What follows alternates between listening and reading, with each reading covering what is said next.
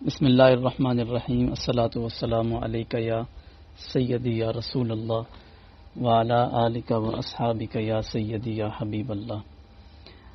آج سیرت النبی کورس کی 6ٹھی کلاس ہے۔ اس سے پہلے ہم 5 کلاسوں میں رسول اللہ صلی اللہ تعالی علیہ وآلہ وسلم کی حیات طیبہ کے 50 برسوں کے متعلق پڑھ چکے ہیں۔ جو نبوت کا 10واں سال تھا، یعنی جس وقت سرکار کی عمر مبارک تقریباً 50 برس ہوئی، تو اس سال رسول اللہ صلی اللہ علیہ وسلم پہ 2 بہت بڑے غم کے واقعات گزرے۔ ایک تو آپ کے محبوب چچا اور آپ کی ساری حیات آپ کی حفاظت کرنے والے جناب ابو طالب کا وصال ہوا، اور اسی برس رسول اللہ صلی اللہ تعالی علیہ وآلہ وسلم کی پہلی زوجہ ماجدہ اور ہر موقع پر سرکار کو تسلی دینے والی آپ کی زوجہ حضرت خدیجۃ الکبریٰ، ہم سب مومنوں کی ماں رضی اللہ تعالی عنہا، آپ کا بھی وصال ہو گیا۔ تو اس کے کچھ عرصے بعد نبی کریم صلی اللہ علیہ وسلم نے حضرت سودا بن زمعہ سے نکاح کیا۔ سودا بنت زمعہ یہ جو تھی، یہ حضرت سکران بن عمر رضی اللہ تعالی عنہ کی زوجہ تھیں، اور یہ دونوں میاں بیوی شروع میں اسلام لے کر آئے تھے جب رسول اللہ صلی اللہ علیہ وسلم نے انفرادی طور پر اسلام کی تبلیغ شروع کی تھی اس زمانے میں۔ اور پھر جب یہ حبشہ کی طرف ہجرت ہوئی تھی تو حضرت سودا نے اپنے شوہر کے ساتھ حبشہ میں ہجرت کی تھی۔ تو پھر حبشہ میں جب یہ لوگ تھے تو وہاں پر ان کے شوہر کا انتقال ہو گیا تھا، حضرت سکران بن عمر کا۔ تو پھر حضرت سودا یہ بعد میں واپس آ گئی تھی مکہ میں۔ رسول اللہ صلی اللہ تعالی علیہ وسلم نے پھر ان سے نکاح فرمایا۔ حضرت سودا جو ہیں وہ ایک تو باعمر بھی تھیں اور اس کے ساتھ ساتھ انتہائی خوش اخلاق بھی اور سخی خاتون تھیں، اور انتہائی صابرہ اور شاکرہ خاتون تھیں۔ یہی وجہ ہے کہ جب رسول اللہ صلی اللہ تعالی علیہ وسلم نے مدینہ طیبہ میں دیگر شادیاں بھی فرمائی تھیں تو اپنی ازواج کی سرکار نے باریاں مقرر کی تھیں۔ تو حضرت سودا نے جب یہ دیکھا کہ نبی کریم صلی اللہ علیہ وسلم حضرت عائشہ سے بہت محبت فرماتے ہیں، تو حضرت سودا نے اپنی باری بھی حضرت عائشہ کے لیے وقف کر دی تھی کہ رسول اللہ صلی اللہ علیہ وسلم جس دن میری باری ہو اس دن بھی سرکار حضرت عائشہ کے پاس تشریف لے جائیں، میں اپنی باری قربان کرتی ہوں۔ یہ حضور سے محبت کی ایک دلیل تھی حضرت سودا رضی اللہ تعالی عنہ۔ اچھا، واپس پلٹیے، جناب ابو طالب کا انتقال ہو چکا ہے۔ ابو طالب جو ہے وہ سرکار کی حفاظت کرتے تھے، اور بہت سارے قریش کے سرداران اور دیگر مکہ میں رہنے والے قبائل کے جو سرداران تھے وہ حضرت ابو طالب کی وجہ سے نبی کریم صلی اللہ تعالی علیہ وسلم کے ساتھ کسی بڑے معاملے سے باز رہے۔ جب حضرت ابو طالب کا وصال ہو گیا تو اب ان لوگوں کو جو ہے وہ فری ہینڈ مل گیا، اور فری ہینڈ کے ساتھ انہوں نے سرکار دو عالم صلی اللہ علیہ وسلم کو بھی اور اس کے بعد دیگر صحابہ اکرام کو بھی ستانا شروع کر دیا۔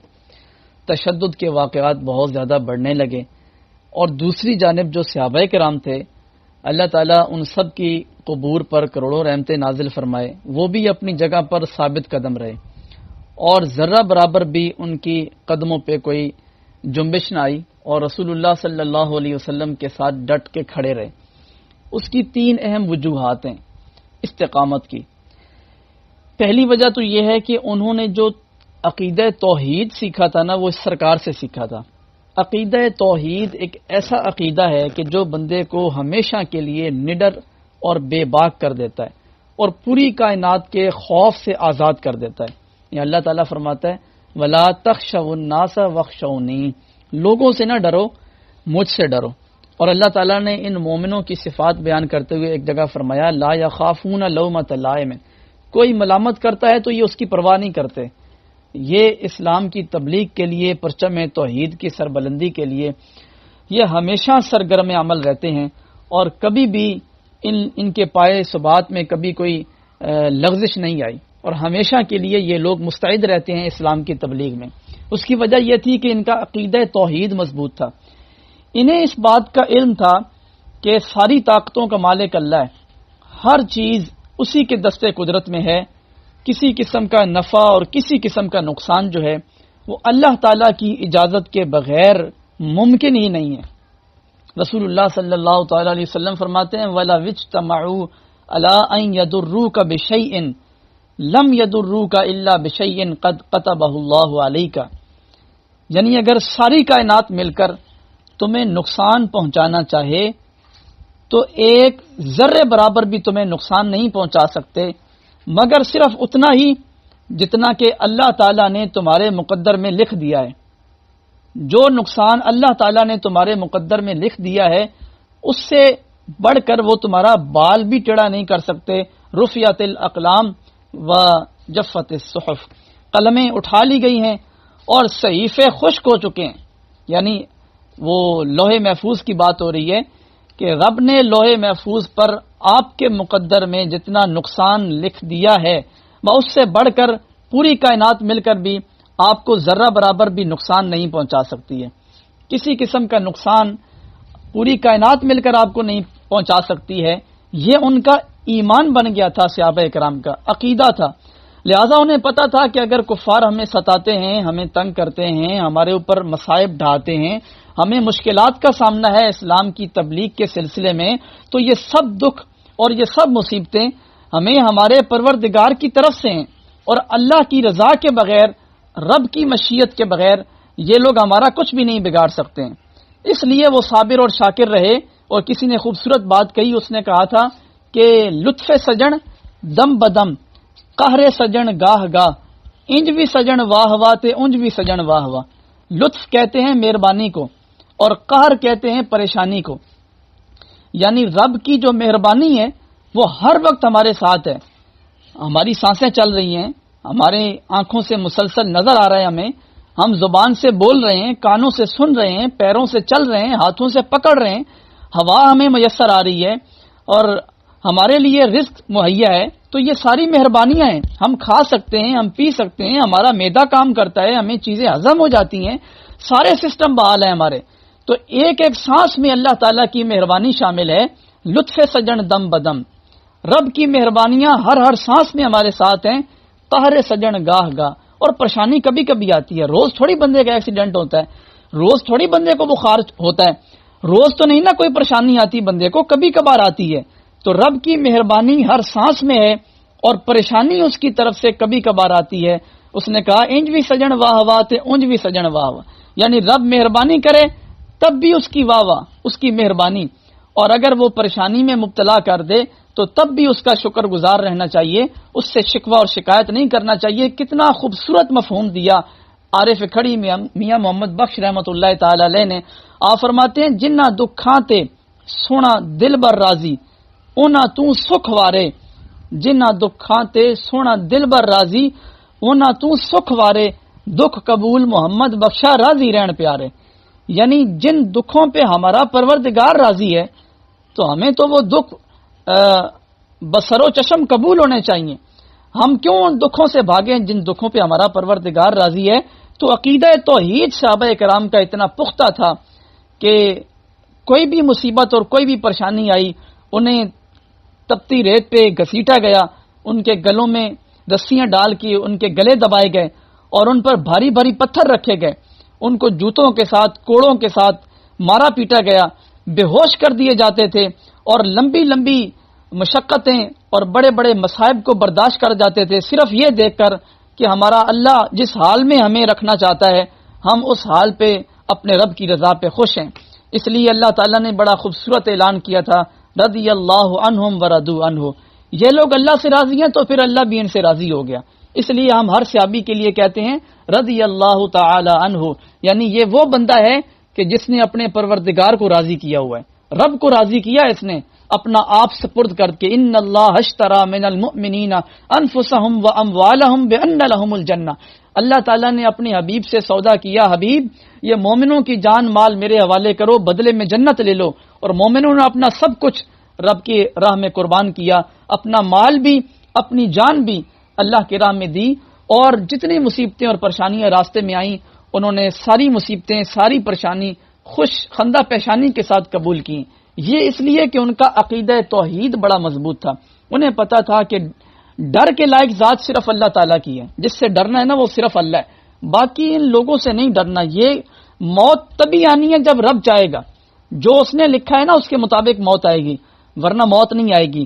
اور ہمیں اگر ایک تھپڑ بھی پڑے گا، بلکہ ہمارا بال بھی اگر کھینچا جائے گا تو اس میں رب کی مشیت شامل ہوگی.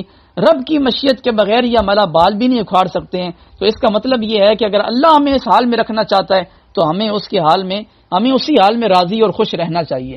یہ تھا صحابہ کرام کا مضبوط عقیدہ توحید، جس کی وجہ سے وہ لوگ بڑے ثابت قدمی کے ساتھ رسول اللہ صلی اللہ علیہ وسلم کے مشن کے ساتھ مخلص رہے. دوسری وجہ یہ تھی کہ ان کے جو قائد تھے وہ نبی کریم صلی اللہ تعالی علیہ وسلم تھے. آپ کو پتہ ہے کہ جب کسی بھی ٹیم کا جو لیڈر ہوتا ہے نا، وہ لیڈر اگر فرنٹ مین ہو، یعنی سامنے کھڑے ہو کے لڑ رہا ہو نا، تو باقیوں کے حوصلے بھی بلند رہتے ہیں اور وہ بھی کہتے ہیں کہ نہیں یار، واقعی اگر ہمارا لیڈر اتنی مشقتیں برداشت کر سکتا ہے تو ہمیں بھی کرنی چاہیے، ہمیں اس سے زیادہ برداشت کرنی چاہیے. لیڈر اگر کنٹینر میں چھپ کے بیٹھا ہو اور پبلک جو ہے وہ دھوپ میں سڑ رہی ہو تو پھر پبلک کے حوصلے بھی پست ہوتے ہیں، پھر پبلک بھی بزدل ہوتی ہے، پھر ایک گولی بھی چلے گی تو پبلک بھی بھاگ جائے گی.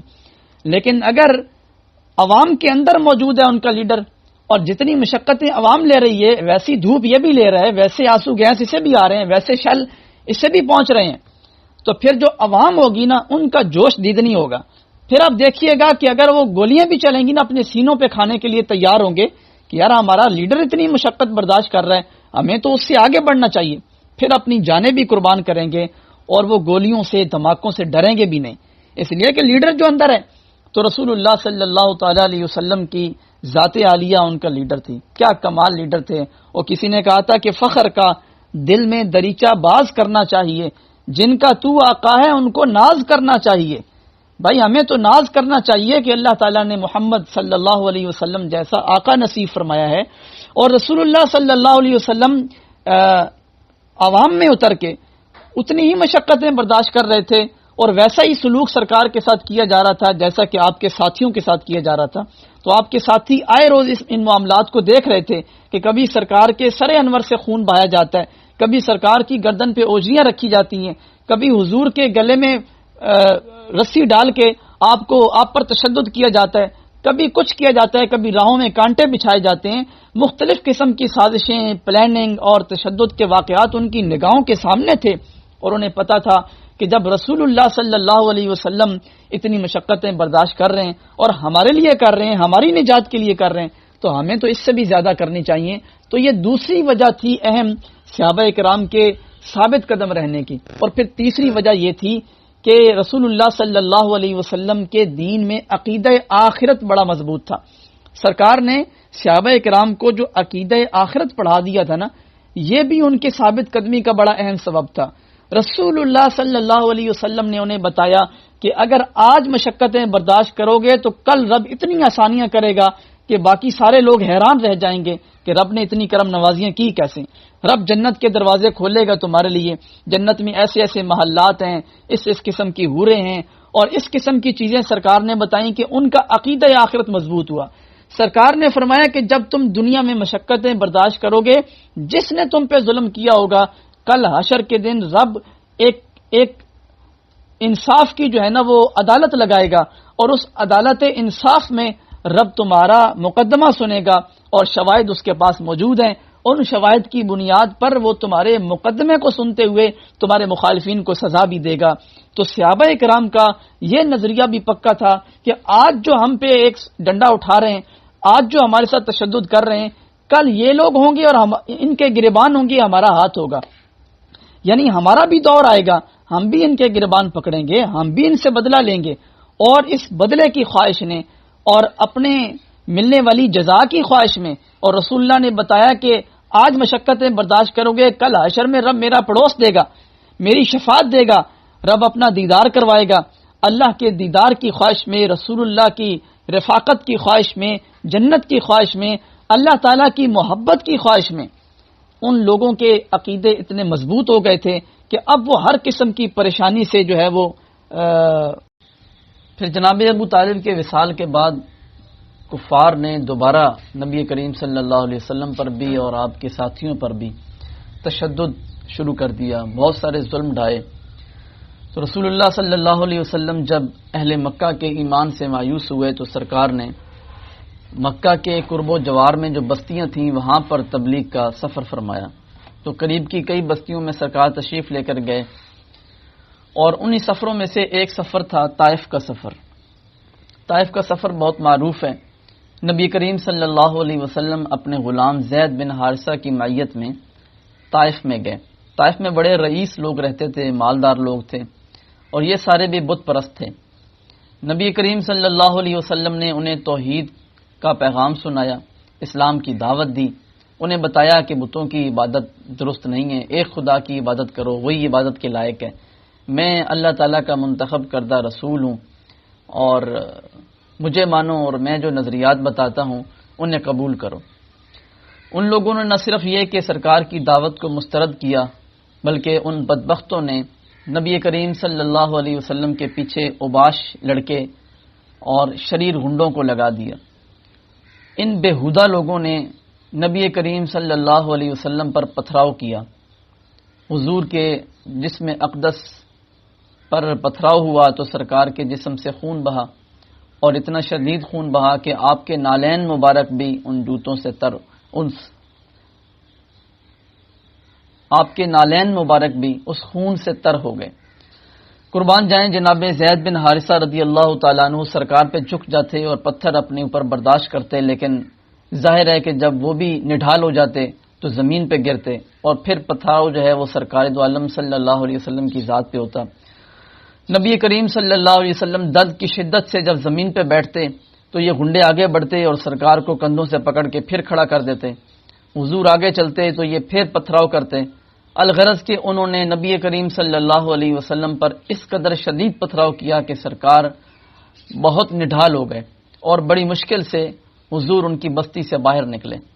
رسول اللہ صلی اللہ علیہ وسلم جب ان کی بستی سے باہر نکلے تو قریب میں ایک انگوروں کا باغ تھا، تو سرکار وہاں اپنے ساتھی کے ساتھ تشریف لے کر گئے اور ایک درخت کے ساتھ ٹیک لگا کے بیٹھ گئے۔ یہ جو باغ تھا یہ رسول اللہ صلی اللہ علیہ وسلم کے دو دشمنوں کا باغ تھا۔ ان میں سے ایک کا نام عتبہ بن ربیعہ ہے اور دوسرا شیبہ بن ربیعہ۔ عتبہ اور شیبہ سرکار کے بڑے کھلے دشمن تھے۔ تو ان لوگوں نے جب رسول اللہ صلی اللہ علیہ وسلم کی یہ حالت دیکھی تو انہیں بھی سرکار کی حالت پہ رحم آ گیا۔ انسان ہونے کے ناطے انہوں نے کہا کہ یار اتنا تشدد نہیں کرنا چاہیے تھا، چلو تھوڑا بہت کرتے جو قابل برداشت ہوتا، لیکن انہوں نے تو طائف والوں نے سرکار کو تو بہت زیادہ ستایا۔ انہوں نے کہا کہ اب ہم خود ان کے سامنے جائیں گے تو مسئلہ ہوگا۔ ان کا ایک غلام تھا، اس کا نام تھا عداس۔ انہوں نے عداس کو بھیجا کہ عداس تم جاؤ اور پانی لے کر جاؤ، اس شخصیت کو پانی پیش کرو، پھر انگوروں کا ایک خوشہ توڑو اور ایک پلیٹ میں رکھ کے ان کو پیش کرو۔ عداس جو ہے وہ پانی لے کر گئے، پھر انگور توڑ کر لائے، رسول اللہ صلی اللہ علیہ وسلم کی خدمت میں رکھے۔ سرکار نے جب پانی اٹھایا نا تو حضور نے پڑھا بسم اللہ الرحمن الرحیم۔ تو جو عداس تھا یہ غور سے سرکار کی طرف دیکھنے لگا اور پھر کہتا ہے واللہ ان ھذا الکلام ما یقولہ اہل ھذہ البلدہ۔ جناب یہ جو آپ نے کلمہ پڑھا ہے نا بسم اللہ الرحمن الرحیم کا، یہاں کے لوگ تو یہ نہیں پڑھتے ہیں۔ رسول اللہ صلی اللہ علیہ وسلم نے فرمایا من ای البلاد انت وما دینک، عداس تم کہاں سے آئے ہو اور تمہارا دین کیا ہے؟ عداس کہنے لگے کہ میں نصرانی ہوں اور میں نینوا سے آیا ہوں۔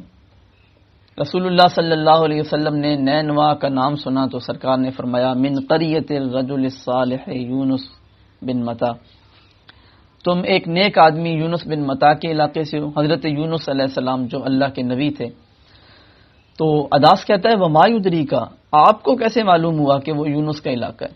قال ذاک اخی وهو نبی مثلی، رسول اللہ صلی اللہ علیہ وسلم نے فرمایا کہ وہ میرے بھائی ہیں اور وہ بھی میری طرح کے ایک نبی ہیں۔ فاکب عداس علی یدیہ ورأسہ ورجلہ یقبلها واسلم۔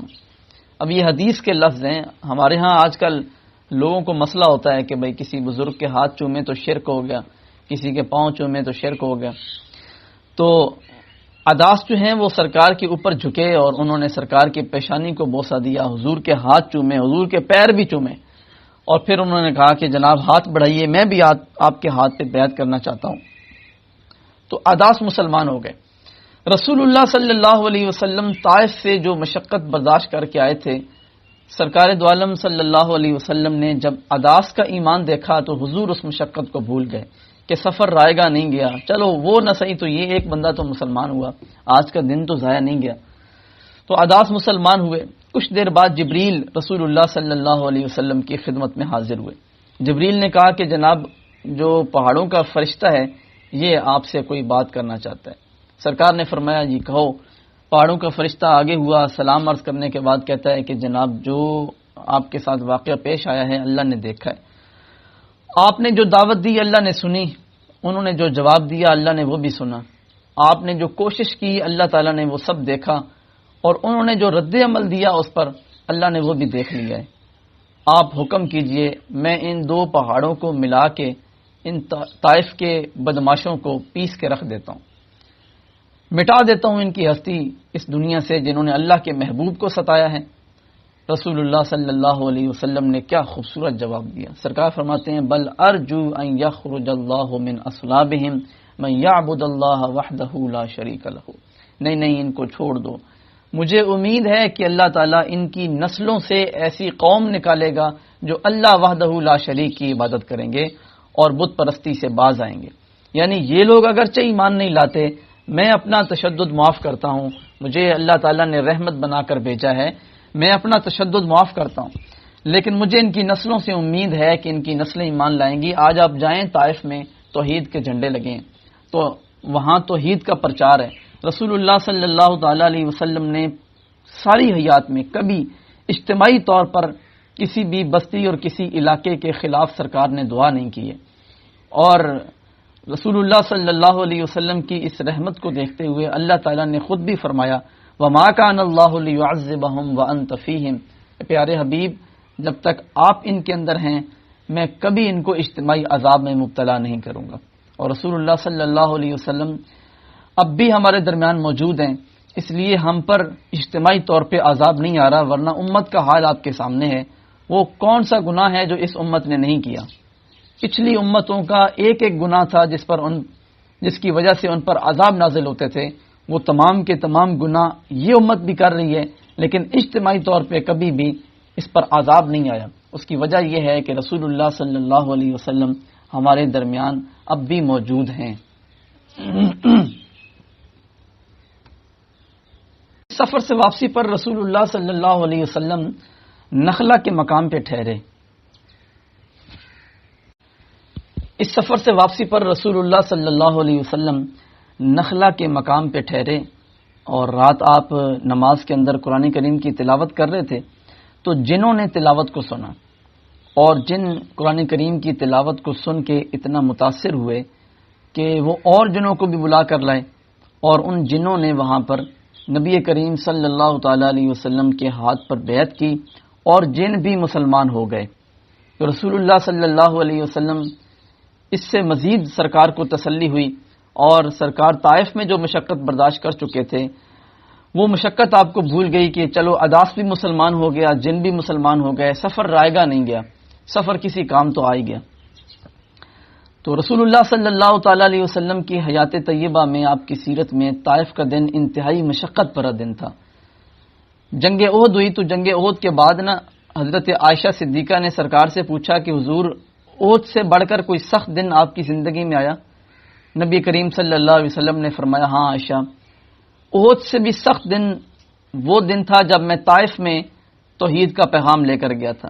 میں نے طائف والوں کو اللہ کی توحید کا پیغام سنایا، اسلام کی دعوت دی، ان بدماشوں نے میرے پیچھے شریر لڑکوں کو لگا دیا، اور ان بےہودہ لڑکوں نے مجھ پر پتھراؤ کیا، اور پتھراؤ کرنے کی وجہ سے میرے نالین بھی بھر گئے خون سے، اور بڑی مشقت سے اور بڑی محنت سے بڑی کوشش سے میں اپنی جان بچا کے وہاں سے باہر نکلا۔ وہ دن مجھ پر بہت سخت دن تھا۔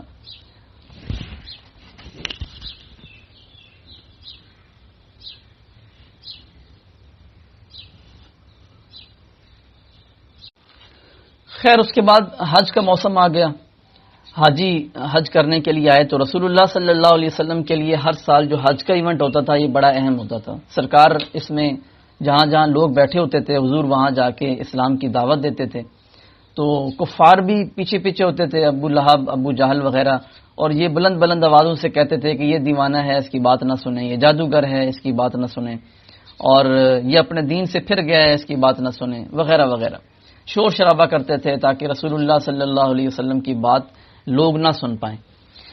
تو سرکار دو عالم صلی اللہ علیہ وسلم مینا کے میدان میں اسی طریقے سے جہاں جہاں لوگوں کی ٹولیاں ہوتی تھیں حضور وہاں جاتے اور اسلام کی دعوت دیتے، لوگ کہتے یہ دیوانہ ہے، لوگ کہتے یہ جادوگر ہے۔ تو مدینہ شریف سے بھی کچھ لوگ آئے ہوئے تھے۔ مدینہ کا پرانا نام یثرب ہے، اور اس سے مدینہ النبی تب کہا گیا جب رسول اللہ صلی اللہ علیہ وسلم ہجرت کر کے وہاں تشریف لے گئے۔ تو مدینہ سے کچھ لوگ آئے ہوئے تھے، انہوں نے جب یہ دیکھا کہ ایک شخص ہے جو اس طریقے سے دعوت دے رہا ہے لیکن کوئی بھی اس کی بات سننے کو تیار نہیں ہے، تو انہوں نے نبی کریم صلی اللہ علیہ وسلم کو ایک گھاٹی میں بلایا، الگ جگہ پہ بلایا۔ یہ جو مدینہ کے لوگ تھے، یہ چونکہ مدینہ میں یہودیوں کی کثرت تھی، تو یہودیوں سے انہوں نے سن رکھا تھا کہ نبی آخر الزمان کا ظہور ہونے والا ہے اور اس کا ظہور بھی مکہ میں ہوگا، تو انہیں شک گزرا کہ کہیں یہ وہی نہ ہو۔ انہوں نے بلایا اور الگ جگہ پہ بٹھا کے نہ کہا کہ حضور ہمیں بات سنائیں آپ۔ رسول اللہ صلی اللہ علیہ وسلم نے قرآن کی تلاوت کی۔ سرکار کا طریقہ کار بھی یہی تھا کہ پہلے سرکار قرآن پڑھ کے سناتے تھے، کیونکہ قرآن میں ظاہر ہے تاثیر ہے، رب کا کلام ہے، اور وہ لوگ عربی سمجھتے بھی تھے۔ تو رسول اللہ صلی اللہ علیہ وسلم نے جب قرآن پڑھا تو وہ بڑے متاثر ہوئے، اور انہوں نے فوراً سرکار سے کہا کہ یہ جو آپ نے پڑھ کے سنایا یہ کیا چیز ہے؟ سرکار نے فرمایا کہ یہ اللہ کا کلام ہے، یہ مجھ پہ نازل ہوتا ہے، میں اللہ کا رسول ہوں، اور ایک خدا ہے، اسی کی عبادت کرو، بتوں کی عبادت چھوڑ دو۔ وہ لوگ متاثر ہوئے، انہوں نے سرکار کے ہاتھ پہ بیعت کی اور مسلمان ہو گئے۔ یہ 6 لوگ تھے، حضرت عقبہ بن عامر، حضرت ابو امامہ، حضرت عوف بن حارث، حضرت رافع، حضرت قطبہ، حضرت جابر۔ 6 لوگ تھے جنہوں نے اس وقت اسلام قبول کیا، اور یہ لوگ پھر وہاں سے رخصت ہو گئے۔ اگلے سال یہ اپنے ساتھ کچھ اور لوگ بھی لے کر آئے، اپنے رشتہ داروں کو انہوں نے جا کے بتایا کہ مکہ میں ہم نے ایک شخص دیکھا ہے اس طریقے سے۔ اگلا سال جب حج کا آیا تو اس وقت جو ہے وہ کچھ لوگ اور بھی تھے، انہوں نے مینا میں جب سرکار کو دیکھا تو الگ اسی گھاٹی میں بلا لیا، اور بلا کر انہوں نے کہا کہ حضور ہمیں بھی اپنا دین سکھائیں۔ سرکار نے انہیں قرآن کی تلاوت سنائی، اور اس کے بعد حضور نے انہیں بیعت کیا۔ یہ پہلی بیعت تھی جو اس طریقے سے چھپ کر کی گئی تھی، اسے بیعت عقبہ اولا کہا جاتا ہے۔ عقبہ گھاٹی کو کہتے ہیں، اولا کا مطلب ہے پہلی۔ ایک گھاٹی کے اندر جو پہلی بیعت چھپ کر اہل مدینہ نے کی ہے، یہ بیعت عقبہ اولا کہتے ہیں اس کو۔ اور انہوں نے سرکار سے گزارش کی کہ جناب اب ہم تو آپ کا دین مکمل سیکھے ہوئے نہیں ہیں، تو ایسا کریں کہ کوئی معلم ہمارے ساتھ بھیج دیں، ایک تو وہ ہمیں دین سکھائے گا اور دوسرا وہاں کے لوگوں کو تبلیغ بھی کرے گا اور ہم اس کا ساتھ دیں گے۔ نبی کریم صلی اللہ علیہ وسلم نے حضرت مصعب بن عمیر کو ان کے ساتھ روانہ کر دیا۔ تو حضرت مصعب بن عمیر نے دن رات ایک کر کے مدینہ طیبہ میں انصار کی معاونت سے اسلام کی تبلیغ کی، اور گھر گھر جا کے لوگوں کو جا کے اسلام کی دعوت دی، اور ان کی دعوت پر وہاں جو قبیلہ اوس اور خزرج کے لوگ رہتے تھے ان کے بڑے بڑے سرداران نے اسلام قبول کر لیا، اور بڑی بڑی بااثر شخصیات بھی مسلمان ہونے لگیں۔ تو انہی کی دعوت پر جو ہے وہ حضرت معاذ رضی اللہ تعالیٰ عنہ، تو انہی کی دعوت پہ حضرت معاذ رضی اللہ تعالیٰ عنہ، تو انہی کی دعوت پہ جناب سعد بن معاذ رضی اللہ تعالیٰ عنہ جیسے بہادر شخص بھی مسلمان ہو گئے۔ تو رسول اللہ صلی اللہ تعالیٰ علیہ وسلم کو اس واقعے کے بعد تو اس کے بعد نبی کریم سے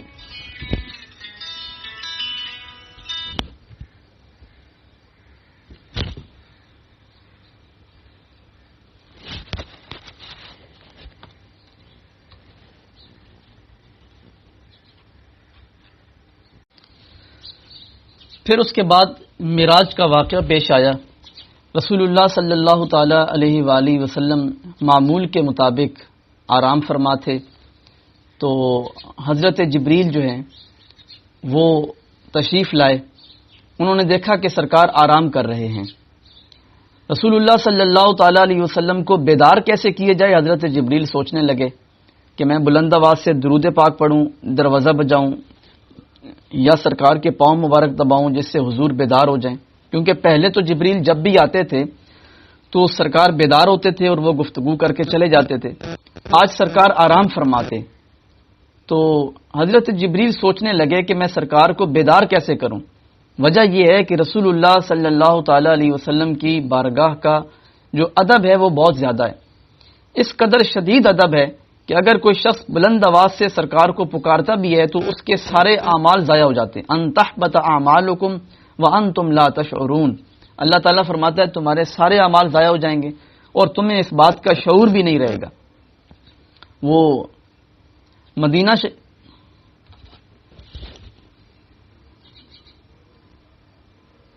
جبریل اس بات کو جانتے تھے کہ اگر میں نے چھوٹی سی بھی گستاخی کر دی تو ایک تو میرا منصب بھی جائے گا اور دوسرا میں راندہ درگاہ ہو جاؤں گا. تو ایسا میں کیا کروں کہ سرکار بیدار ہو جائیں. وہ جب حاجی مدینہ طیبہ میں حاضر ہوتے ہیں نا تو جس دروازے سے داخل ہو کر وہ مواجہہ شریف میں سرکار کو سلام کرنے جاتے ہیں اس دروازے کا نام ہے باب جبریل. خواجہ قمر الدین سیالوی رحمۃ اللہ تعالی علیہ کے بھائی ہیں خواجہ فخر الدین سیالوی. خواجہ فخر الدین جو ہیں وہ شاعر تھے اور نعتیہ کلام لکھا کرتے تھے. ان کی ایک ربائی بڑی معروف ہے. فرماتے ہیں کہ باب جبریل کے پہلو میں ذرا دھیرے سے فخر کہتے ہوئے جبریل کو یوں پایا گیا, اپنی پلکوں سے در یار پہ دستک دینا, اونچی آواز ہوئی عمر کا سرمایہ گیا. یعنی خواجہ فخر الدین کہتے ہیں کہ میں جب مدینے گیا تو میں نے باب جبریل کے پہلو میں اس کے ساتھ حضرت جبریل علیہ السلام کو کھڑے ہوئے دیکھا کہ وہ جو باب جبریل یعنی دروازہ ہے اس دروازے کے پاس خود جبریل علیہ السلام کھڑے تھے. اور وہ کیا کر رہے تھے؟ وہ حاجیوں کو روک روک کے کہہ رہے تھے کہ حاجیوں رسول اللہ صلی اللہ علیہ وسلم کی بارگاہ میں جا رہے ہو تو وہاں جا کے بلند آواز سے نہیں پکارنا, وہاں جا کے کوئی بے ادبی نہیں کرنا, بلکہ اپنی پلکوں سے تم نے جو کرنا ہے کرنا ہے, سلام کرنا ہے اور کوئی گزارش کرنی ہے اپنی پلکوں سے. یعنی جیسے پلک چھپکتے ہوئے کوئی آواز نہیں نہ آتی, بس اس طریقے سے آوازیں نہیں نکالنی ہیں. کیا ہوگا؟ اس نے کہا کہ اگر تمہاری آواز اونچی ہوئی تو عمر بھر کا سارا سرمایہ ضائع ہو جائے گا. جو حج کر رہے ہو, جو عمرے کر رہے ہو, وہ ختم ہو جائیں گے. جو نمازیں پڑھی ہیں زندگی بھر, جو نیک کام کیے ہیں, اللہ سارے اعمال ختم کر دے گا اگر رسول اللہ صلی اللہ علیہ وسلم کی بارگاہ میں اونچی آواز کر دی تو. اب دوبارہ شعر سنیے اور لذت لیجئے گا. باب جبریل کے پہلو میں ذرا دھیرے سے فخر کہتے ہوئے جبریل کو یوں پایا گیا, اپنی پلکوں سے در یار پہ دستک دینا, اونچی آواز ہوئی عمر کا سرمایہ گیا. نفس گم کردہ می آیت جنید و بایزید اینجا.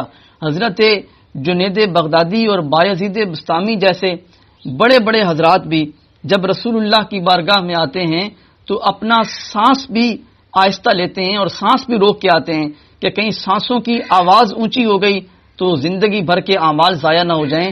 لے سانس بھی آہستہ کے دربار نبی ہے. یہ ادب ہے رسول اللہ صلی اللہ علیہ وسلم کے دربار کا. تو جبریل سوچ رہے تھے تو دل میں خیال آیا کہ اللہ سے مشورہ کر لوں, رب سے پوچھ لوں کہ تیرے حبیب کو کیسے جگایا جائے. تو حضرت جبریل نے اللہ تعالیٰ کی بارگاہ میں گزارش کی کہ باری تعالیٰ تیرے حبیب آرام فرمائے, ہم کیسے بیدار کروں؟ تو اللہ نے فرمایا کہ اے جبریل وہ کرو کہ جو آج سے پہلے کسی نبی کے ساتھ نہیں کیا تھا. تو حضرت جبریل نے سوچا کہ ہاتھ تو سب کے چومے ہیں لیکن پیر کسی کے نہیں چومے, قدموں کے تلووں کو بوسا میں نے کبھی کسی نبی کا نہیں دیا. اور پھر جبریل جھکے, انہوں نے اپنے کافوری لبوں کے ساتھ رسول اللہ صلی اللہ علیہ وسلم کے قدموں کے تلووں کو بوسا دیا, سرکار کے قدم مبارک چومے. کیا خوبصورت ترجمانی کی ہے کسی پنجابی کے سادے سادے شاعر نے. ہم لوگ تو اس جھگڑے میں پڑ گئے کہ نور کہیں یا بشر کہیں.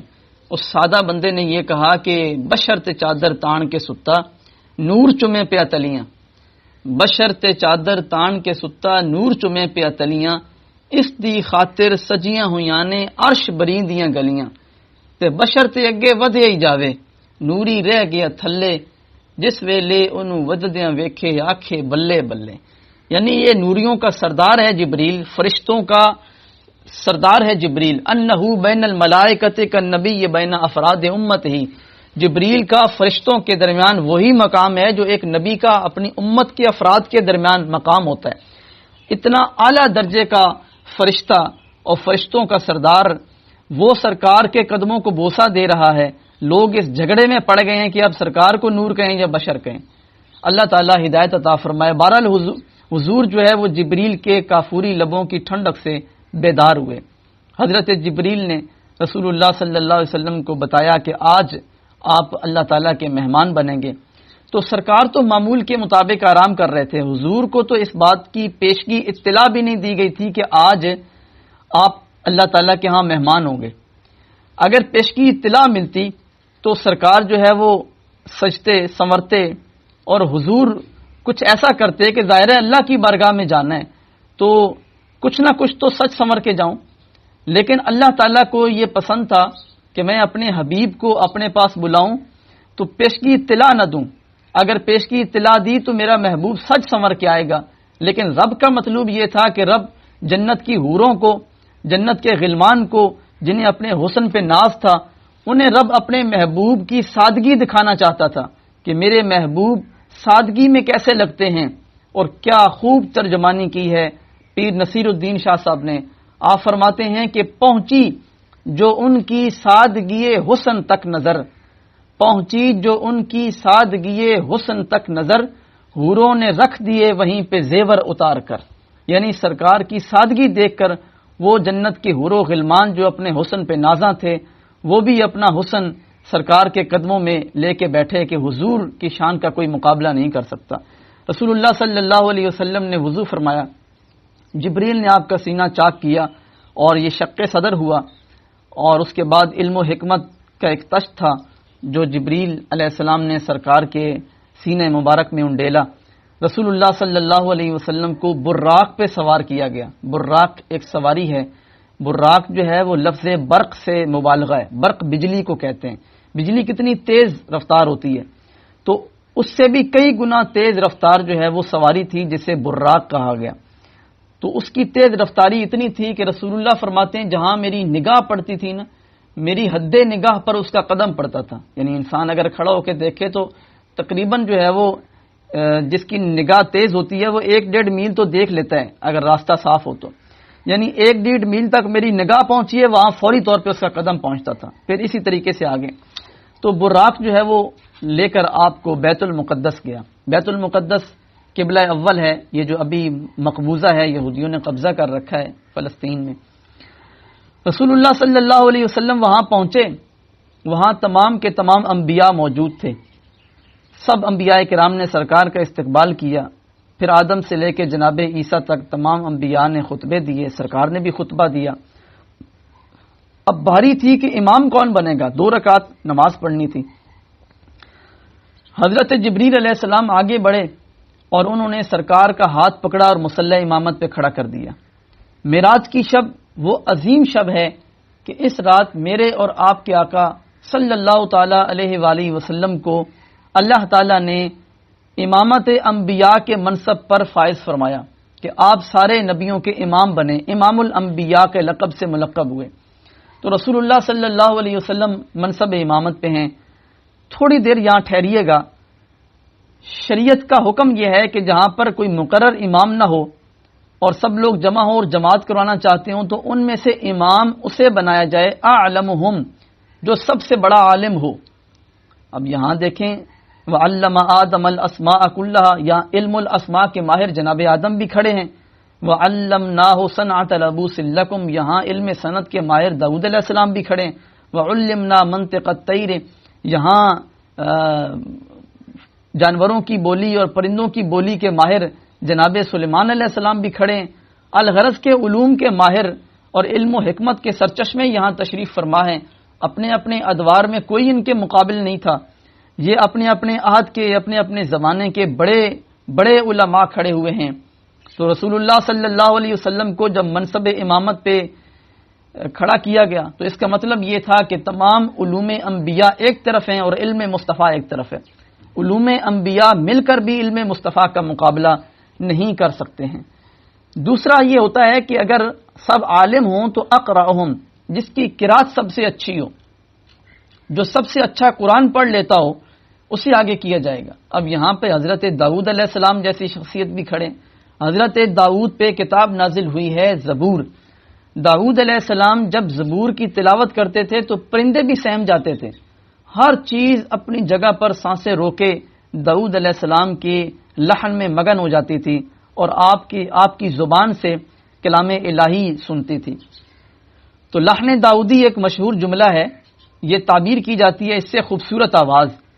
تو رسول اللہ صلی اللہ علیہ وسلم کو شب معراج منصب امامت پہ کھڑے کرنے کا مطلب یہ ہے کہ ان تمام انبیاء میں بشمول داؤد علیہ السلام کے کسی کی خوبصورت آواز اور قرات رسول اللہ کی خوبصورت آواز اور قرات کا مقابلہ نہیں کر سکتی۔ حضور کی آواز بھی سب سے پیاری ہے، سرکار کی قرات بھی سب سے پیاری ہے۔ اچھا، اس کے بعد یہ ہے کہ یہ دیکھا جاتا ہے کہ جو سب سے بڑا متقی ہو وہ امام ہوتا ہے۔ اب یہاں دیکھیں اعلیٰ درجے کے متقی بلکہ اتقا کھڑے ہیں، لیکن رسول اللہ کو منصب امامت پہ کھڑا کرنے کا مطلب یہ ہوا کہ سرکار ان سب سے بڑھ کر متقی اور پرہیزگار ہے۔ اچھا، اس کے بعد یہ دیکھا جاتا ہے کہ ان میں سب سے زیادہ خوبصورت کون ہے۔ خوبصورتی اللہ تعالیٰ کی ایک نعمت ہے۔ حضرت علی المرتضیٰ فرماتے ہیں جس بندے کو اللہ تعالیٰ نے علم و حکمت دی اس بندے پہ ایک احسان کیا، اور جسے اللہ تعالیٰ نے علم و حکمت کے ساتھ ساتھ حسن صورت بھی دی ہے تو اللہ تعالیٰ نے اس پر دو انعام کیے ہیں، کیونکہ طبی طور پر انسان اچھی صورت والے شخص کی طرف مائل ہوتے ہیں اور اس کی بات سننا زیادہ پسند کرتے ہیں۔ تو رسول اللہ صلی اللہ علیہ وسلم اس رات امامت کے منصب پہ کھڑے کیے گئے۔ مقتدیوں میں جناب یوسف علیہ السلام بھی کھڑے ہیں۔ شان یہ ہے کہ وَقَطَّعْنَ أَيْدِيَهُنَّ وَقُلْنَ حَاشَ لِلَّهِ مَا هَذَا بَشَرًا، اللہ فرماتا ہے جب مصر کی عورتوں نے یوسف علیہ السلام کا حسن دیکھا تو بجائے پھل کاٹنے کے وہ اپنے ہاتھ کاٹنے لگیں اور کہنے لگیں خدا کی قسم یہ تو کوئی بشر نہیں ہے۔ یہ حسن تھا یوسف علیہ السلام کا۔ لیکن آج کی شب منصب امامت پہ ہمارے اور آپ کے آقا کریم کھڑے ہیں، پتہ چلا کہ حسن یوسف سے بڑھ کے جو حسن اللہ نے کسی ذات کو دیا ہے تو محمد مصطفیٰ کو دیا ہے صلی اللہ علیہ وسلم۔ کیا خوبصورت ترجمانی کی ہے سیدی اعلیٰ حضرت نے۔ امام اہل سنت فرماتے ہیں حسن یوسف پہ کٹیں مصر میں انگشت زنا، حسن یوسف پہ کٹیں مصر میں انگشت زنا، سر کٹاتے ہیں تیرے نام پہ مردان عرب، یعنی وہاں مصر کی عورتوں نے یوسف علیہ السلام کے حسن پر فدا ہو کر اپنی انگلیاں کاٹی تھیں۔ یہاں رسول اللہ کے دیوانے ایسے ہیں کہ وہ رسول اللہ کے نام پہ اپنی گردنیں کٹا دیتے ہیں۔ کروں تیرے نام پہ جاں فدا، نہ بس ایک جاں دو جہاں فدا، اور دو جہاں سے بھی نہیں جی بھرا، کروں کیا کروڑوں جہاں نہیں۔ اس محفل کے اختتام کے بعد تمام انبیاء سے سرکار نے وہاں ملاقات کی اور جبریل نے ایک تشت میں دو پیالے رکھ کے حضور کو پیش کیے، ایک میں دودھ تھا اور دوسرے میں شراب تھی۔ رسول اللہ صلی اللہ علیہ وسلم نے دودھ کا پیالہ اٹھایا تو جبریل نے عرض کی کہ حضور آپ نے فطرت کو پسند کیا ہے، آپ کی امت اب کبھی گمراہ نہیں ہوگی اجتماعی طور پہ، اگر آپ یہاں سے شراب اٹھا لیتے تو آپ کی امت جو ہے وہ گمراہ ہو جاتی۔ یہاں سے پھر معراج کروائی گئی ہے۔ معراج جسے ہم کہتے ہیں اصل میں یہ دو حصوں پہ مشتمل ہے، ایک اسراء ہے جس کا ذکر 15 پارے کی ابتدا میں ہے۔ اللہ تعالیٰ نے فرمایا سبحان الذی اسری بعبدہ لیلا من المسجد الحرام الی المسجد الاقصی، یہ اسراء ہے، یعنی یہ سیر ہے اور یہ زمینی سیر ہے مسجد حرام سے مسجد اقصی تک۔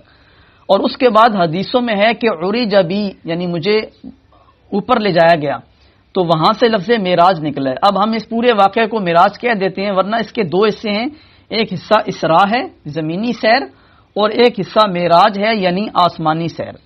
تو رسول اللہ صلی اللہ علیہ وسلم کا پھر معراج کا سفر وہاں سے شروع ہوا اور سرکار کے لیے آسمان کے دروازے کھولے گئے۔ حضور نبی کریم صلی اللہ علیہ وسلم پہلے آسمان پر تشریف لے گئے تو وہاں حضرت آدم سے ملاقات ہوئی، دوسرے آسمان پہ حضرت یحییٰ اور حضرت عیسیٰ علیہ السلام سے ملاقات ہوئی، یہ دونوں آپس میں رشتہ دار بھی ہیں، غالباً خالہ زاد بھائی ہیں۔ تیسرے آسمان پہ حضرت یوسف علیہ السلام سے ملاقات ہوئی، چوتھے آسمان پہ جناب حضرت ادریس علیہ السلام سے ملاقات ہوئی، پانچویں آسمان پہ حضرت ہارون علیہ السلام سے ملاقات ہوئی، اور چھٹے آسمان پہ کلیم اللہ حضرت موسیٰ علیہ السلام سے ملاقات ہوئی۔ ساتویں آسمان پہ حضور گئے تو میں نے پچھلے ایک درس میں آپ کو بتایا تھا کہ عین خانہ کعبہ کے بالمقابل ساتویں آسمان پہ بھی ایک قبلہ ہے جو فرشتوں کا قبلہ ہے، اسے بیت المعمور کہا جاتا ہے۔ تو فرشتے اس کا طواف کرتے ہیں۔ بیت المعمور تھا وہاں پہ ساتویں آسمان پہ اور فرشتے اس کا طواف کر رہے تھے۔ بیت المعمور کے ساتھ ایک بزرگ ٹیک لگا کر بیٹھے ہوئے تھے۔ رسول اللہ صلی اللہ علیہ وسلم نے حضرت جبریل سے پوچھا کہ یہ کون ہے؟ تو جبریل نے بتایا کہ یہ آپ کے جد امجد حضرت ابراہیم علیہ السلام ہیں۔ سرکار آگے بڑھے تو حضرت ابراہیم علیہ السلام نے کھڑے ہو کر سرکار کا استقبال کیا، حضور کی پیشانی پہ بوسہ دیا۔ تو حضرت ابراہیم علیہ السلام نے فرمایا کہ آپ جب واپس جائیں تو اپنی امت کو میرا سلام دیجیے گا۔ تو رسول اللہ صلی اللہ علیہ وسلم نے واپس آ کر صحابہ کرام کو حضرت ابراہیم علیہ السلام کا سلام پہنچایا۔ تو صحابہ کرام نے آگے تابعین کو بتایا، تابعین نے آگے والوں کو بتایا۔ یہ حدیث ہم تک پہنچی ہے۔ آج کے اس درس میں آپ سب کو رسول اللہ صلی اللہ علیہ وسلم کے توسط سے حضرت ابراہیم علیہ السلام کا سلام پہنچا رہا ہوں، کیونکہ حضرت ابراہیم نے آپ سب کے لیے بھی سلام بھیجا ہے۔ میں اور آپ اس کوالٹی کے ہیں نہیں کہ کوئی نبی ہمیں سلام بھیجے، لیکن یہ سب برکتیں ہمارے نبی کریم صلی اللہ علیہ وسلم کی وجہ سے ہیں کہ ہم حضور کے امتی ہیں، تو سرکار کی وجہ سے ہمیں انبیاء بھی سلام بھیجتے ہیں۔ تو حضرت ابراہیم نے پھر ایک مشورہ بھی دیا کہ اپنی امت کو جا کے بتائیں کہ جنت ایک چٹیل میدان ہے، سبحان اللہ کی کثرت کرو گے تو وہاں پر پھلدار درخت لگیں گے۔ تو یہ آپ کو میں مشورہ بتا رہا ہوں ان کا کہ سبحان اللہ کی کثرت کریں گے آپ تو آپ کی جو جنت میں مکان ہوگا، محل ہوگا، وہاں پھلدار درختوں کی کثرت ہوگی۔ چلیں جی، ساتویں آسمان کے بعد پھر حضور کو جنت کی سیر کروائی گئی، جہنم کی سیر کروائی گئی۔ وہاں مختلف قسم کے مناظر دکھائے گئے سرکار کو کہ فلانے بندے کو جزا دی جا رہی ہے۔ تو سرکار نے پوچھا یہ کیسی جزا ہے؟ فرمایا یہ اس نیک عمل کی جزا ہے۔ پھر حضور کو جہنم کی جب سیر کروائی گئی تو مختلف عذابوں کی تمثیل دکھائی گئی۔ تو مثال کے طور پہ یہ دکھایا گیا کہ ایک شخص ہے، وہ لیٹا ہوا ہے اور فرشتہ ایک بھاری سا پتھر اٹھا کے لاتا ہے، زور سے اس کے سر پہ مارتا ہے اور اس کا سر جو ہے وہ ریزہ ریزہ ہو جاتا ہے، بکھر جاتا ہے بالکل، جیسے تربوز کو آپ چھت سے پھینکے نا نیچے تو وہ کیسے بکھر جاتا ہے بالکل، تو ایسے ہی اس کا سر بکھر جاتا، پھر اس کا سر جڑتا، فرشتہ پھر پتھر اٹھاتا، پھر مارتا، پھر سر پھوڑ دیتا، پھر دوبارہ جڑتا، پھر وہ مارتا پتھر، یہ تسلسل سے جاری تھا۔ سرکار نے پوچھا کہ یہ کون ہے جبریل؟ تو سرکار جبریل نے عرض کی کہ جناب یہ آپ کی امت کا وہ بندہ ہے جو اذان سن کر جس کا سر بوجھل ہو جاتا تھا اور نماز پڑھنے کے لیے نہیں جاتا تھا۔ تو برائے کرم نماز کی پابندی کیجئے، نماز چھوڑنے کی جو سزا ہے وہ بڑی سخت ہے۔ اللہ کریم مجھے اور آپ کو اس عظیم سزا سے جو ہے وہ آزادی نصیب فرمائے، ہمیں پکا نمازی بنائے۔ تو رسول اللہ صلی اللہ علیہ وسلم کو پھر اوپر لے جایا گیا۔ سدرۃ المنتہا ایک درخت کا نام ہے، سدرہ ایک درخت ہے اور وہاں تک جبریل کی انتہا ہے، اس لیے اسے سدرۃ المنتہا کہتے ہیں، یعنی وہاں سے آگے کوئی نہیں جا سکتا۔ تو حضرت جبریل نے ریکویسٹ کی کہ جناب میں اس سے آگے نہیں جا سکتا ہوں، لو دنوت ان ملتن لاحترقت، میں یہاں سے اگر ایک پورے کے برابر بھی آگے بڑھتا ہوں تو میں جل کے راکھ ہو جاؤں گا، مجھے اجازت دیجئے، آگے کا سفر آپ نے خود ہی کرنا ہے۔ تو کسی نے کیا خوبصورت کہا تھا، اس نے کہا تھا کوئی فلک تے رہ یار گیا، کوئی جا سدرا تے ہار گیا، کوئی فلک تے رہ یار گیا، کوئی جا سدرا تے ہار گیا، ایک کالیاں زلفاں والا سی جڑا عرش تو بھی لنگ پار گیا۔ یہ شان میرے حضور کی ہے کہ حضور اس سے بھی آگے تشریف لے کر گئے۔ سرکار دو عالم صلی اللہ علیہ وسلم تشریف لے گئے، کئی ہزار منزلیں حضور نے طے کی، عرش معلیٰ پہ اللہ تعالیٰ کے قریب ہوئے اور اتنا قریب ہوئے کہ قرآن کریم میں آتا ہے فَكَانَ قَابَ قَوْسَيْنِ أَوْ أَدْنَىٰ، قابہ قوسین جیسی قربت ہو گئی یا اس سے بھی زیادہ ہو گئی۔ قابہ قوسین کیا ہے؟ قوسین یہ قوس کا تثنیہ ہے اور قوس کمان کو کہتے ہیں، تیر کمان ہوتا ہے نا، اس کمان کو قوس کہتے ہیں۔ عرب کے لوگ جب صلح کرتے تھے آپس میں تو ان کے سرداران اپنی کمانیں جوڑ دیتے تھے، دو کمانیں بالکل جوڑ کے رکھی جاتی تھی اور ان میں سوئی گزارنے کا بھی فاصلہ نہیں ہوتا تھا، اتنی جڑی ہوئی ہوتی تھی وہ، اور پھر وہ اپنے ساتھ معاہدہ کرتے تھے کہ آج کے بعد ہم اور آپ ایک ہیں، جیسے یہ دو کمانیں ایک ہیں، اور ہم اور آپ ایک دوسرے کے خلاف کبھی نہیں آئیں گے، بلکہ کوئی آپ کو چھیڑے گا تو گویا کہ وہ ہمیں چھیڑے گا۔ آپ کی طرف اٹھنے والی انگلی جو ہے وہ ہماری طرف اٹھے گی، یہ معاہدہ کرتے تھے وہ. تو اللہ تعالیٰ نے اس معاہدے کو کعبہ قوسین کو نقل کرتے ہوئے فرمایا کہ رسول اللہ اور رب کے درمیان اتنی قربت ہو گئی جیسے کعبہ قوسین تھا، او ادنا، یا اس سے بھی زیادہ قربت ہو گئی. فاوحى الى عبده ما اوحى، پھر اللہ تعالیٰ نے جو چاہا اپنے حبیب پر وہی فرمایا. تو اس رات میں اللہ تعالیٰ نے اپنے حبیب کریم کو 3 تحفے دیے ہیں. وہ 3 تحفے کون سے ہیں؟ پہلا تحفہ دیا ہے سورہ بقرہ کی آخری 2 آیتیں. یہ بڑی عظمت و شان والی آخری 2 آیات ہیں، ان کی تفصیل پھر کبھی انشاءاللہ. اور دوسری خوشخبری یہ دی کہ آپ کی امت میں سے جو شخص شرک نہیں کرے گا اسے میں بخش دوں گا. یہ ہمارے اور آپ کے لیے بڑی خوش قسمتی کی بات ہے کہ اگر ہم شرک نہیں کریں گے، رسول اللہ صلی اللہ علیہ وسلم کے دین پہ برقرار رہیں گے، تو اللہ تعالی ہمیں بخش دے گا. اور تیسرا یہ کہ اللہ تعالی نے 50 نمازیں فرض کی اور یہ تحفہ دیا سرکار کو. رسول اللہ صلی اللہ علیہ وسلم واپس تشریف لائے تو حضرت موسیٰ علیہ السلام سے ملاقات ہو گئی. تو حضرت موسیٰ علیہ السلام نے پوچھا کہ جناب کیا ہوا؟ تو بتایا کہ اس طریقے سے اللہ تعالیٰ نے مجھے یہ انعامات دیے. حضرت موسیٰ علیہ السلام نے کہا کہ جناب میں تجربہ کر چکا ہوں، میری امت پہ 2 فرض تھیں تو وہ یہ نہیں پڑھتے تھے، تو آپ کی امت یہ 50 کیسے پڑھے گی؟ تو ممکن نہیں ہے. آپ جائیں اللہ تعالیٰ کی بارگاہ میں گزارش کریں کہ کچھ تخفیف کر دی جائے. تو نبی کریم صلی اللہ علیہ وسلم واپس گئے تو 5 نمازیں مزید کم ہو گئیں. تو اس طریقے سے سرکار نے 9 دفعہ بارگاہ خداوندی میں حاضری دی اور ہر دفعہ جو ہے وہ 5 نمازیں کم ہوئیں. تو 9 کو اگر 5 سے ضرب دیں تو 45 نمازیں سرکار کی کم ہو گئیں. اس بات میں ایک بڑی حکمت ہے. وہ حکمت یہ ہے کہ حضرت موسیٰ علیہ السلام نے اللہ تعالیٰ سے دیدار کی گزارش کی تھی کہ باری تعالیٰ رب ارنی انظر الیک، میں چاہتا ہوں کہ اپنا دیدار کرو. تو اللہ تعالیٰ نے فرمایا لن ترانی، اے موسیٰ آپ نہیں دیکھ سکتے ہیں. تو موسیٰ علیہ السلام نے یہ جو گزارش کی تھی نا، یہ 9 مرتبہ کی تھی. یعنی 9 مرتبہ موسیٰ علیہ السلام نے اللہ تعالیٰ سے یہ گزارش کی تھی کہ باری تعالیٰ مجھے اپنا دیدار کروا. اللہ تعالیٰ نے موسیٰ علیہ السلام سے 9 مرتبہ یہی جواب دیا کہ لن ترانی آپ نہیں دیکھ سکتے ہیں. معراج کی شب رسول اللہ صلی اللہ علیہ وسلم جلوہ خداوندی کو دیکھ کر آئے تھے. تو اللہ تعالیٰ نے موسیٰ علیہ السلام کو یہ موقع دیا کہ آپ ڈائریکٹ تو نہیں دیکھ سکتے لیکن میرے حبیب کی نگاہوں میں ہمارا جلوہ تو دیکھ سکتے ہیں نا. تو موسیٰ علیہ السلام نے ڈائریکٹ ملاقات بھی موسیٰ علیہ السلام سے ہوتی رہی سرکار کی ہر دفعہ.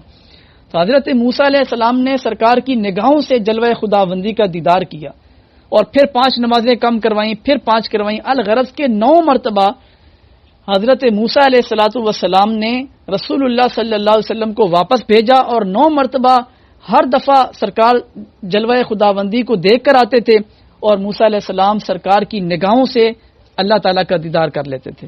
تو یہ اللہ تعالیٰ نے اپنے اس نبی کی بات کو بھی نہیں ٹالا، گویا کہ یعنی ان کی خواہش تھی 9 مرتبہ انہوں نے کہا تھا تو اللہ تعالیٰ نے 9 مرتبہ انہیں حضور کی آنکھوں سے زیارت کروا دی.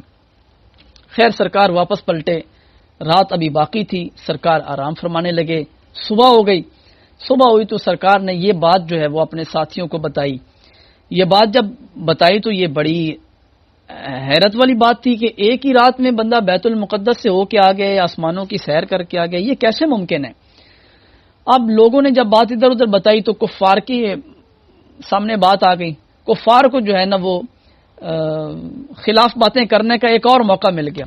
ابو جہل دوڑتا ہوا گیا، ابو بکر صدیق کا دروازہ بجایا اور ابو بکر صدیق باہر آئے. پتہ ہے مجھے یہ بتاؤ ابو بکر صدیق کے بیت المقدس جانے میں کتنا ٹائم لگتا ہے؟ انہوں نے کہا جی کم از کم مہینہ تو لگ ہی جاتا ہے، سفر کافی ہے. کہا اگر کوئی بندہ یہ کہے کہ میں ایک ہی رات میں بیت المقدس سے ہو کے واپس بھی آ گیا ہوں تو؟ ابو بکر صدیق نے کہا ممکن نہیں ہے، ایک رات میں بندہ کیسے جا سکتا ہے، مہینے کا سفر ہے. اس نے کہا بس یہی میں تمہیں سمجھانا چاہتا ہوں، تمہارے جو صاحب ہیں وہ باتیں ایسی کرتی ہیں جو عقل میں نہیں آتے. وہ کہہ رہے ہیں کہ میں ایک رات میں ہو کے آ گیا ہوں. ابو بکر صدیق نے فرمایا اگر رسول اللہ نے یہ فرمایا ہے تو میں گواہی دیتا ہوں کہ انہوں نے سچ فرمایا ہے. ابو جہل کہتا ہے آپ عجیب آدمی ہیں، ابھی آپ کہہ رہے تھے کہ ایک رات میں بندہ نہیں جا سکتا، تو ابھی آپ کیسے مان رہے ہیں؟ انہوں نے کہا کہ میں نے اپنی اور تمہاری بات کی، ابھی ہم لوگ نہیں جا سکتے ہیں. نبی کریم صلی اللہ علیہ وسلم اللہ کے محبوب ہیں، رب ہر چیز پہ قادر ہے. تو یہ مسافتیں، یہ وقت کی قیدیں، یہ میرے اور آپ کے لیے ہیں، اللہ کے لیے تو نہیں ہے نا۔ رب جس کے لیے چاہے وقت کی قید ہٹا دے، رب جس کے لیے چاہے فاصلوں کو سمیٹ دے۔ تو اگر اس نے اپنے حبیب کو یہ سیر کروا بھی دی ہے تو میں اور آپ کون ہوتے ہیں اس پہ تبصرہ کرنے والے؟ ہم تو رسول اللہ کے کسی معاملے کو عقل کے ترازو پہ تولتے ہی نہیں ہیں۔ اقبال نے کہا تھا عقل قربان کن بپیش مصطفیٰ، بندہ مومن بنتا ہی تب ہے کہ جب بندہ اپنی عقل کو رسول کے قدموں پہ قربان کر دیتا ہے، ورنہ تو وہ ایمان ہی کیسا کہ جب ہم رسول اللہ کو بھی عقل کے ترازو پہ تولیں گے۔ ہم جب یہ سوچ میں پڑ جائیں گے کہ ہاتھوں سے پانی کیسے نکلتا ہے، ہم جب یہ دیکھنے لگ جائیں گے کہ بندہ زمین پہ کھڑے ہو کے چاند کے 2 ٹکڑے کیسے کر سکتا ہے، آپ کی سائنس بھی نہیں مانے گی اس بات کو۔ اور ہم جب یہ دیکھیں گے کہ درخت کیسے چل سکتے ہیں، یہ جب عقل کے ترازو پہ تولیں گے تو ہماری عقل کا ترازو چھوٹا ہے۔ سونار کے ترازو پہ آپ تولے ماشے کا حساب کر سکتے ہیں، سونار کے ترازو پہ منوں ٹنوں کا حساب نہیں ہو سکتا، اس کا ترازو چھوٹا ہے بھائی۔ آپ 1 کلو والی چیز بھی رکھیں گے تو وہ ٹوٹ جائے گا، منوں ٹنوں کا حساب تو بڑا دور رہا۔ آپ اپنی عقل پہ مجھے تول لیں، میں اپنی عقل پہ آپ کو تول لوں، یہ ممکن ہے، لیکن کوئی بندہ رسول اللہ کو اپنی عقل پہ تولے، یہ کیسے ممکن ہو سکتا ہے؟ عقل کو فارسی میں خرد کہتے ہیں۔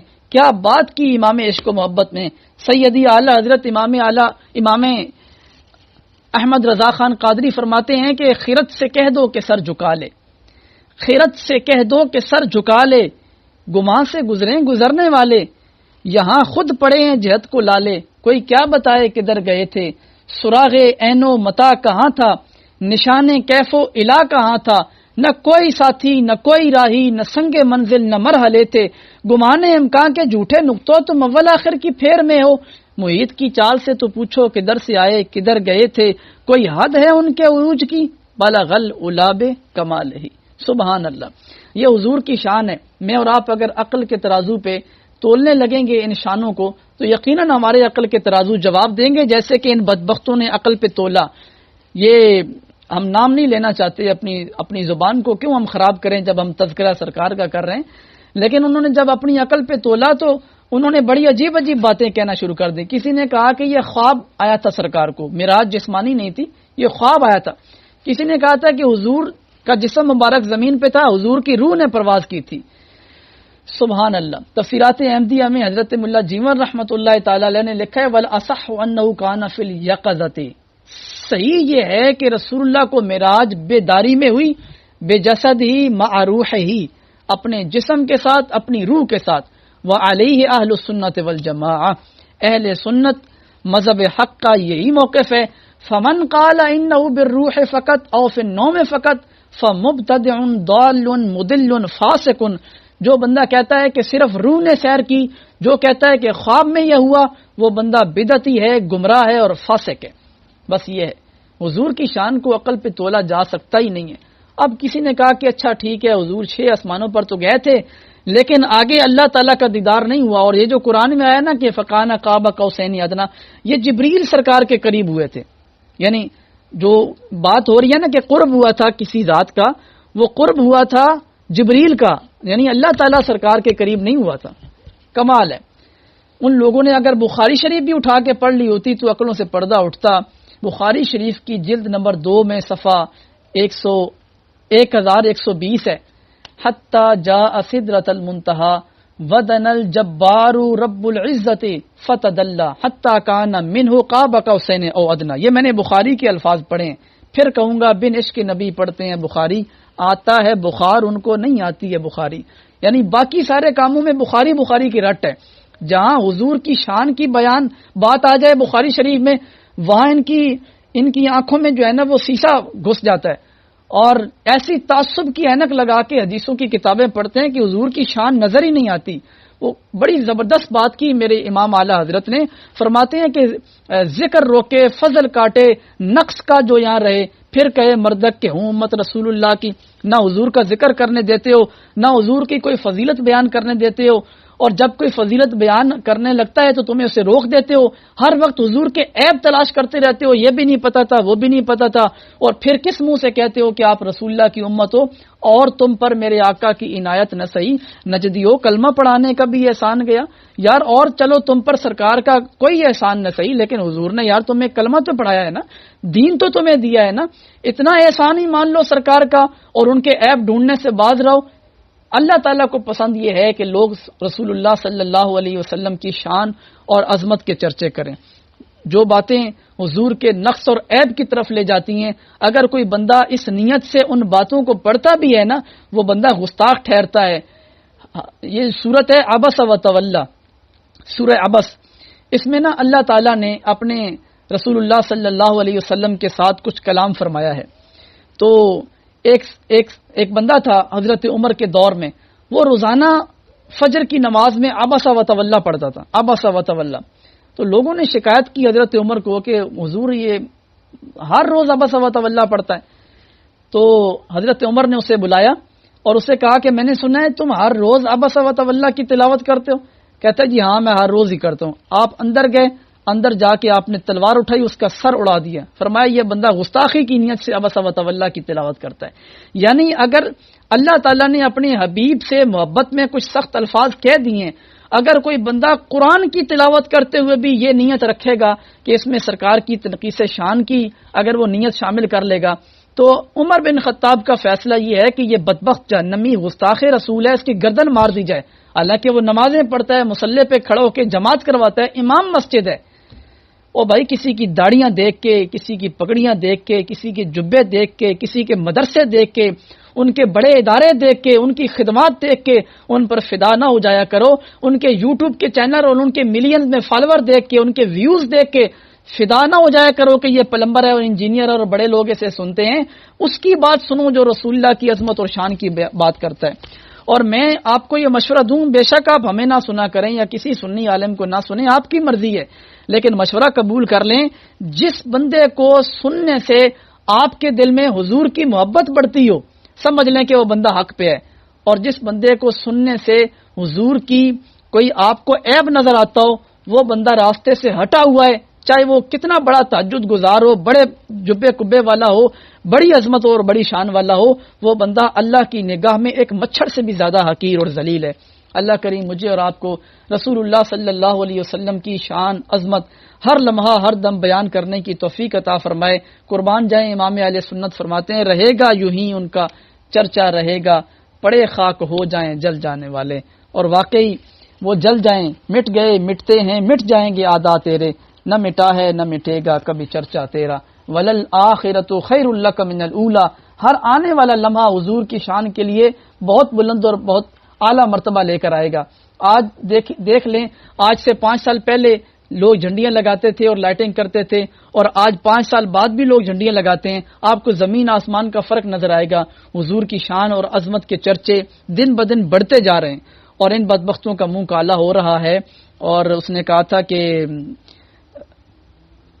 سوائے ابلیس کے جہاں میں سبھی تو خوشیاں منا رہے، نثار تیری چہل پہل پہ ہزاروں عیدیں ربیع الاول، یعنی ربیع الاول کی آمد پر ہم ہزاروں عیدیں قربان کر دیں، نثار تیری چہل پہل پہ ہزاروں عیدیں ربیع الاول، سوائے ابلیس کے جہاں میں سبھی تو خوشیاں منا رہے ہیں۔ آپ سب حضرات خوش نصیب ہیں، آپ نے رسول اللہ صلی اللہ علیہ وسلم کی اس شان اور عظمت کی اس بابرکت محفل میں شرکت کی ہے، اور انشاءاللہ العزیز روز بھی شرکت کرتے رہیں گے۔